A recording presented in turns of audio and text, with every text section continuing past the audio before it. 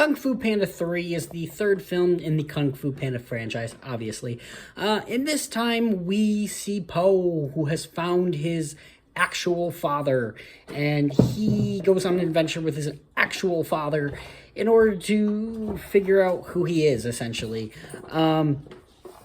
So, this movie came out in 2016. I remember seeing it in 2016, not in a theater. I remember watching it at home and going, it's fine. This one doesn't quite blow me away the way the other two are. Spoiler alert. This one's fine. Let's just kind of start with the story here. Is it interesting that we see who his actual father is? Yes. Could that be an interesting thing to have in the story? Yes. Do I like what they do with it? No. We take Po away from all the characters that we love from the first two, including the Furious Five, who really aren't in this movie much. We just take him away.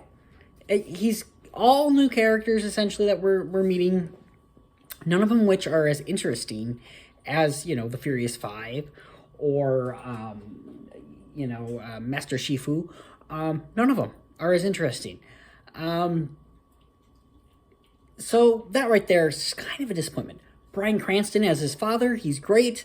I love the dynamic between, Bryan Cranston's actual dad, and then we have James Hong, the adopted dad. I love that kind of aspect with it. The humor is still there with this movie. I found myself laughing quite a bit watching this movie. The heart is still in this movie. There is definitely some beautiful, heartfelt moments. The animation is still there. It's still beautiful. It still looks great. So it's all there. The problem is just the story. They decided to go with something kind of completely different, which there is nothing wrong with being a little different. But the first two kind of are centered on the Furious Five and Po and being this group, this strong dynamic. And they just kind of get rid of them in this movie. They're still there. They're not there. They're just not there. There's a side mission between two of them, and then it very quickly becomes something different. And yeah, it's not quite as good as the first two, but it's still fun. I still really enjoy this movie. I own the first two on Blu-ray. I don't ever see myself buying this one. That's a bit of a problem for me. It's just not quite as rewatchable. There's still some fun moments. There's still some interesting things. There is still some heart. There is still some beautiful animation. It's just not quite there. Yeah, I don't have much else to say about this one. It is a kid's movie. Do I think kids are going to enjoy this movie? Yes. Do I think adults can enjoy this movie with their kids? Absolutely.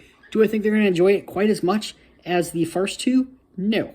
The first one is great. Second one is even better in my opinion. And I don't think parents are going to quite love this one as much. They might find it a tiny bit, boring at times. And I don't think they're going to love the humor quite as much. But I think parents can still enjoy this movie. Just not to the level of the first and the second. So yeah, in the end, kind of a short review, but I have not much else to say about this one. It is a 7 out of 10 for me. It is not bad. It's good. It's good. That's about it. That's all I got about this one. That's all I got to say. Yeah, that's about where I'm at with this one. 7 out of 10, guys. I will have a review of the fourth one coming to you tomorrow. So, yeah, have yourself a great night. Don't do anything I wouldn't do.